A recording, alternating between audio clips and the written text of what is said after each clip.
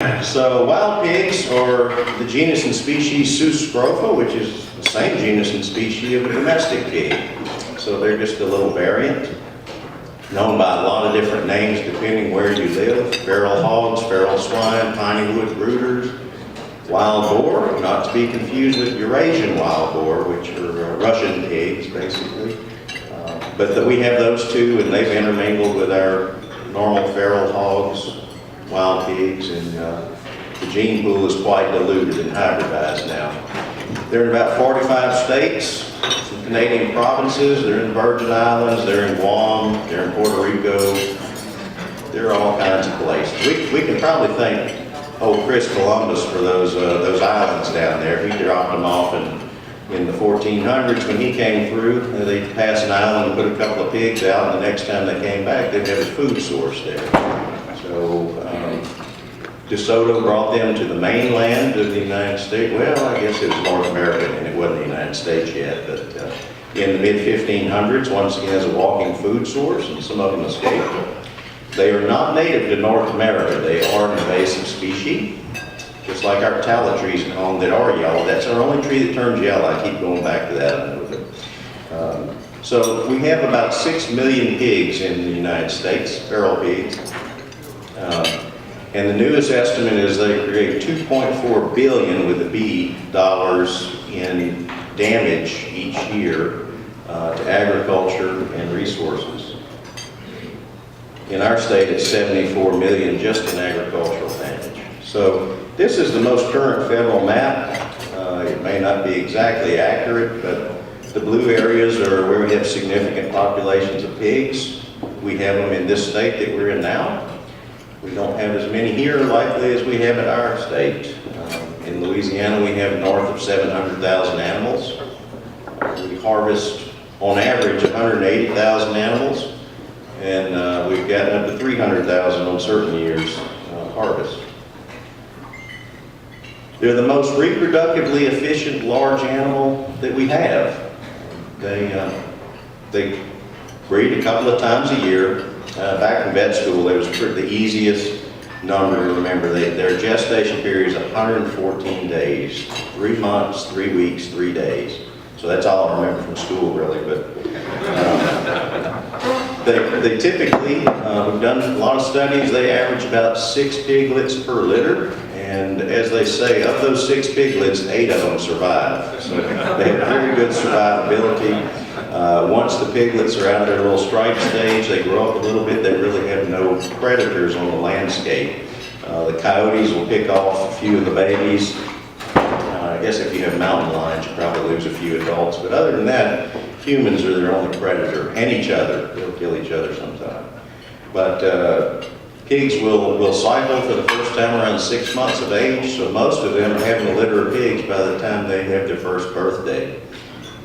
And researchers, mathematicians actually, people way smarter than me, have done the little pyramid mathematical scheme there and have figured that they have to remove 70 to 75% of that population to keep a static number, so because of their high reproductive rate. So if you have 100 pigs on your place, you need to remove 70 of them or so to have 100 pigs next year. That's kind of scary. They're omnivores. They'll eat anything with a calorie in it. If you put them in this room and shut the door, they'll live, and there'll be 400 of them in here tomorrow. So, they can make a living in the desert, the marsh, in the snow, in the heat, in the rain, anywhere. There are probably pigs on the moon they just haven't found yet. So they compete directly with wildlife for food resources. When an acorn hits the ground, that's meant to provide food historically for squirrels, for turkeys, for deer. There are a lot of metrics here at work. When the fall comes, the acorns fall, the deer stock up on acorns. They get a lot of fat and protein out of that. They go into their reproductive season on an increasing plane of nutrition, and then the does will have 2 babies instead of 1 because they're on an increasing plane of nutrition. Well, when you have a line of 40 hogs walking through the woods picking up every acorn that drops, those does no longer are on increasing plane of nutrition. So instead of having 2 fawns, they may just have 1 fawn or no fawns. And And these are some of the metrics that are robbing us of our wildlife. These pigs are one of the most dangerous threats to wildlife conservation in the United States right now. And they're stealing from us without us even knowing about it. They're stealing food resources from other animals. So in addition to hard mass, they root up these acorns when they sprout, or even pine saplings need the taproot. So they're really stopping or slowing forest regeneration. We saw in Hurricane Katrina, we lost one of our biggest management areas on the Mississippi-Louisiana line, got devastated by Hurricane Katrina. And what came back was a tallow forest, a Chinese tallow forest, because there were no acorns left. The pigs had eaten them all. So they really impact us a lot of ways. They eat snakes, they eat amphibians, reptiles, they eat turkey poults, turkey eggs, deer fawns if they happen to cross one. We found a whole stomach full of frogs in one of them. They must be really quick to catch a bunch of frogs. But when they go to the bathroom, hey, guess where that goes? Into our water supply. We've done studies that show that those hog wallows and small streams are just gross. You don't want to go swimming in there. You don't want to drink out of that. That's what our other wildlife is drinking out of. And we've actually tied some cases of abortion in white-tailed deer and cattle back to pig contaminated water. So they're really hurting our wildlife out there, which is why all you people are here. You're interested in wildlife, right? This is a place up by St. Francisville in Louisiana. That four-wheeler is parked in a hog grooming area. It looks like somebody pulled a plow or a disc through there. That's what these guys can do. In one night, a bunch of pigs can come through and root it up like this. On the left is a private airfield, and it looks like someone bombed that area. I wouldn't want to try to land a small plane in that field. Of course, I don't have a pilot's license either, so that might be a reason not to. You can see on the right the more rooting. This is our on Sabine National Wildlife Refuge in the marsh. And some interesting things, those areas in blue are actually areas that have been rooted by wild hogs, wild pigs. You can see tons of trails in there. This is a kind of double dipping. This area was devastated by nutria years ago, and the nutria control program came in, and a bounty was put on nutria tails, and the area rebounded nicely. Well, now the pigs are coming in here, rooting this area up. All that money that was spent on nutria control programs going down the tubes because these guys are down here causing damage. And then if you look further out, towards the top of the screen is towards the Gulf of Mexico. If you look at those open water areas, those are areas that pigs rooted in that fragile marsh environment that turned to water. That's not good when you're talking about coastal erosion and losing coastline. That's just a close-up. You can almost smell that from there. That's a muskrat nest. They'll damage muskrat nests. They will prey heavily on alligator nests, which many of you are not familiar with that, but the large landowners make a bunch of money off that. An alligator egg last year was $30. And so that $30, when you have 40 eggs in a nest, and a lot of these guys are making $250,000 a year off of alligator eggs, and when the hogs eat them up, that's not so bueno. So, how do pigs become a problem? I'm going to go through this really quick because we're running out of time. They're fun to shoot, man. They're fun to catch with dogs. So, hunters actually move them. And this is Mr. East down at the mouth of the Mississippi River with his boat. He's got a boat set up with his skinning rat. I thought I'd like that. People put them in trailers and moved them. So, Tennessee, our friends in Tennessee did a nice job on this. They had a hog population for 48 years. You can look at the timeline there. There are 2 hog populations. Stay like that 48 years. They opened the hunting season. This was in 14 years. They had hogs everywhere. So people go there, they catch hogs alive, move them close to the house to have someplace else to hunt. How do we control them?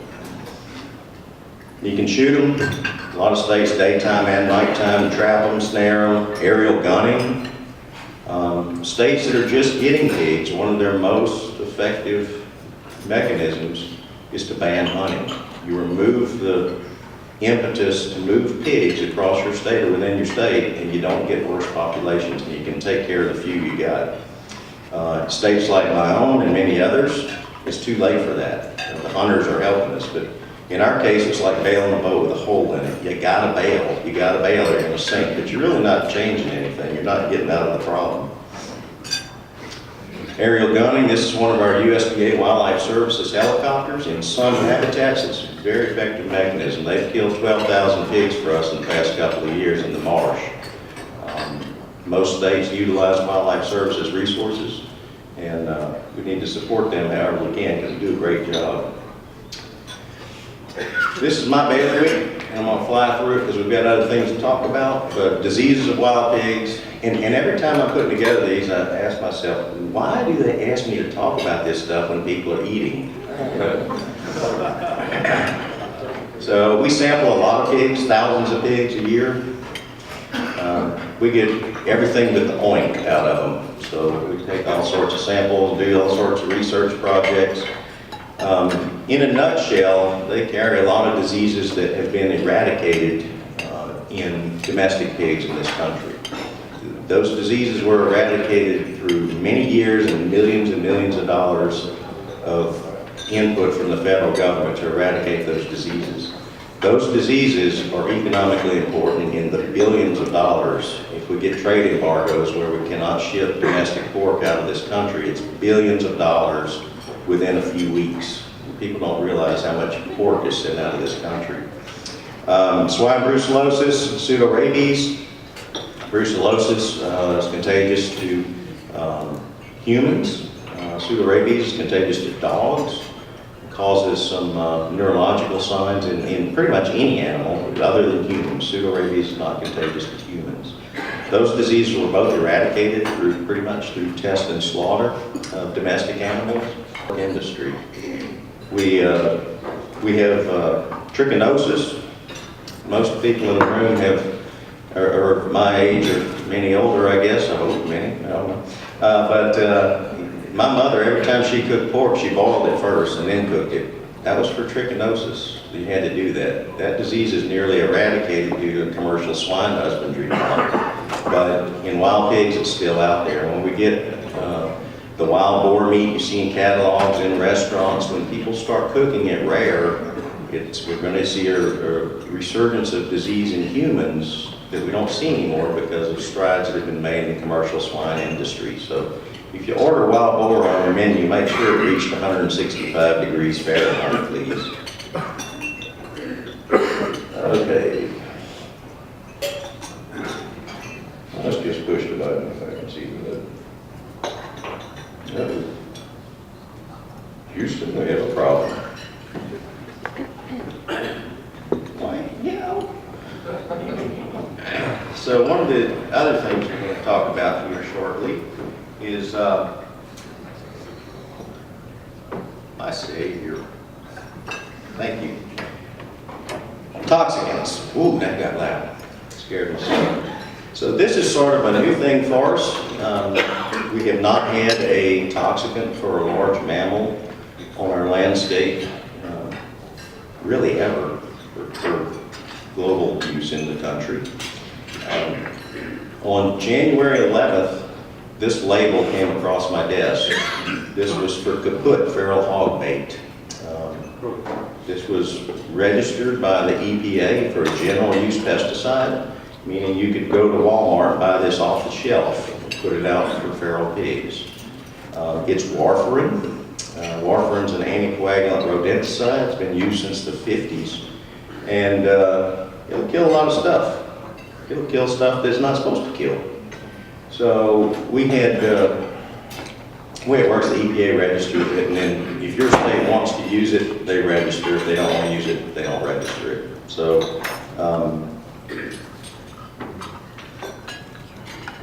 the warfarin, it's probably the safest of all the anticoagulant rodenticides. There are newer ones that are much worse as far as other wildlife fatalities, length of time it works. Warfarin, from this get-go in the 50s, it said on the label, do not use near pigs or dogs because it'll whack them. And this was sort of a bittersweet thing. We had a toxicant that came down the pipe. Unfortunately, it took everyone by storm. It came with zero information. It came with zero information on efficacy, zero information on safety for humans or other animals. We eventually got one PowerPoint slide from the company that said that, okay, we've tested this and it seems to be safe for animals, but they only tested it on a few things.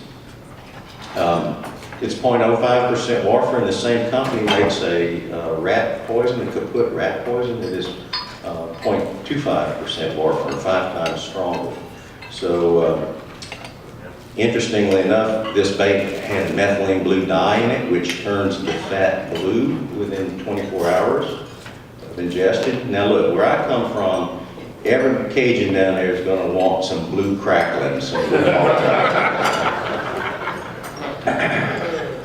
But this was supposed to ensure that if a hog ate some warfarin-laced bait and the hunter killed it, because this is a very slow kill poison, that you'd be able to see that. Concerns are there is a lag time from the time the hog eats it till the time the fat turns blue.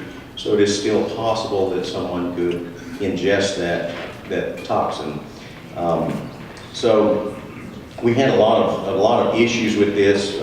People were supposed to pre-bait for 3 to 6 weeks, all this stuff on the label. The blue is the bait and the white is the placebo bait that you're supposed to pre-bait with. That's the feeder. Our concerns, other animals. We're a wildlife agency. We have to watch out for other animals. Bears could open this feeder with their nose, with their paw. They could get in there. Our Louisiana black bear was delisted from the threatened endangered species list on March 10th of last year. We don't want that bear to go back on the threatened endangered list because we wipe them out with feral hog bait. Toxicity of warfarin in bears wasn't established. Any threat or unplanned mortalities can cause the bear to be put back on the federal threatened and endangered species list. So we know coons can lift the lid. Squirrels and other animals will eat on crumbles that the hogs drop when they're eating.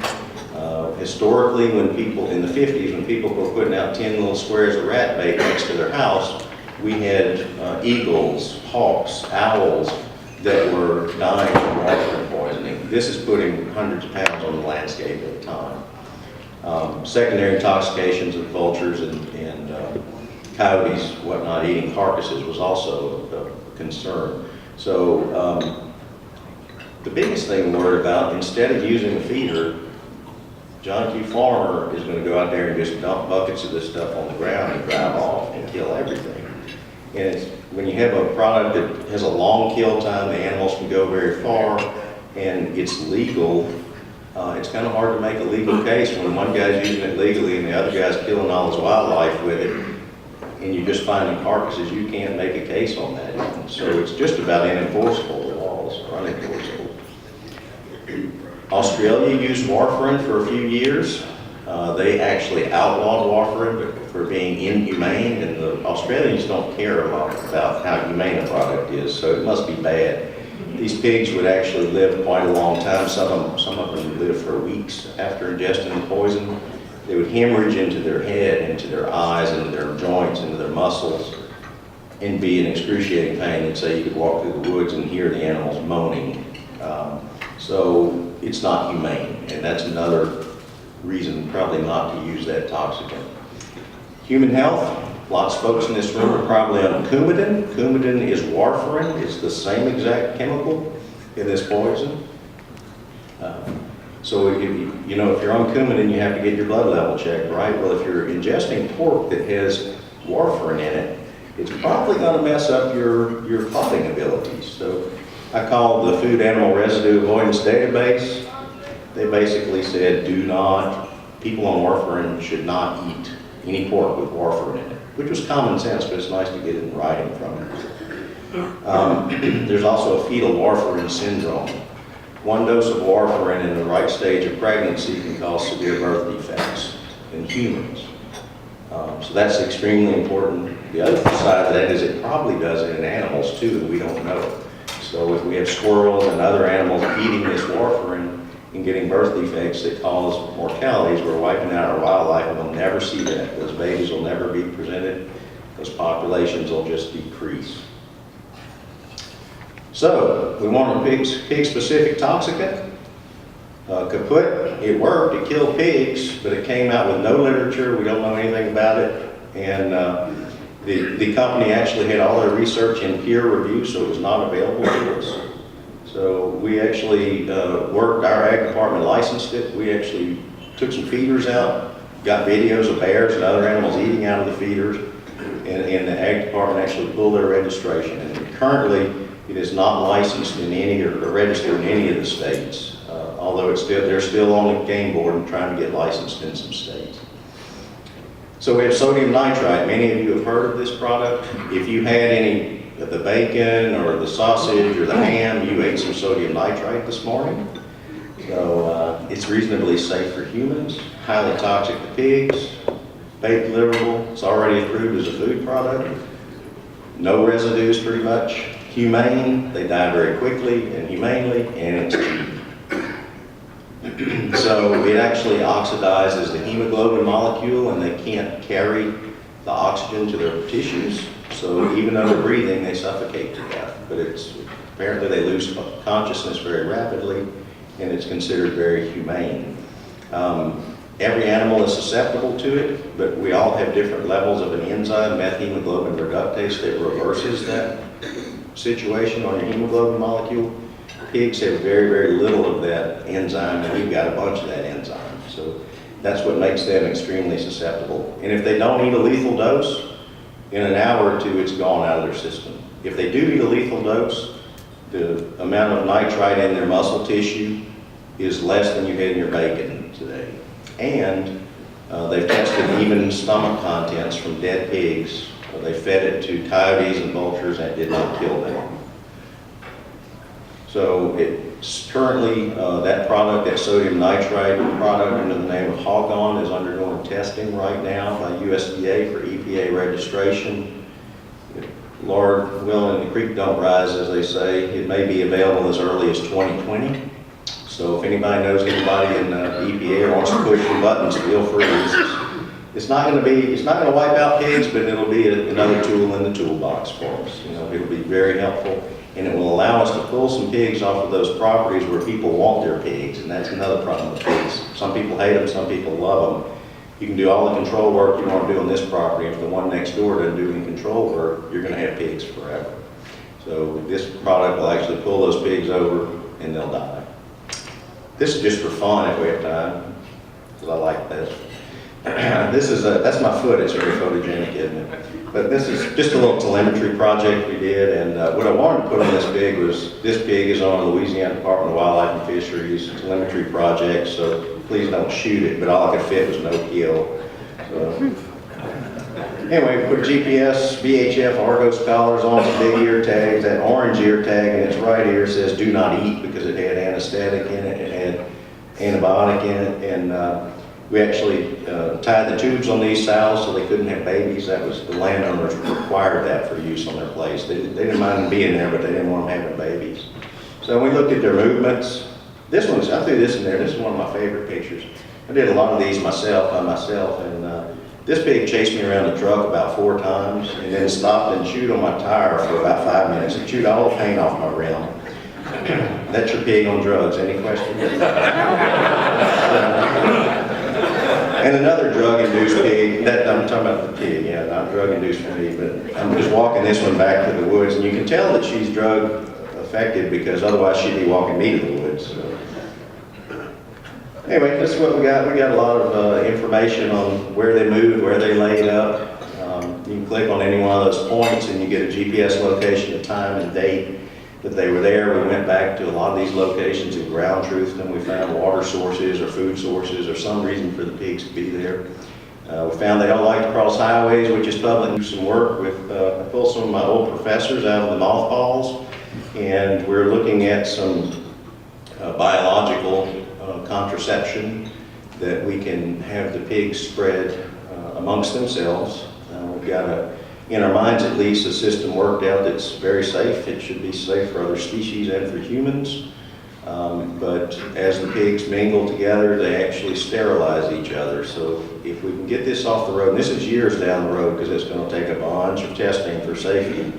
We've never had anything like this, at least on the landscape before. But if we can get this working, once again, when we're bailing that boat, it'll be more effective because we won't have the constant reintroduction of babies into the system. So that's work to be done, but we are working on it. So, and the gene is already banked at LSU, and we will use some technologies that weren't available last year, as well as some 30-year-old technologies. So that's all I got. I'm out of time, so I'll be around if anybody has questions.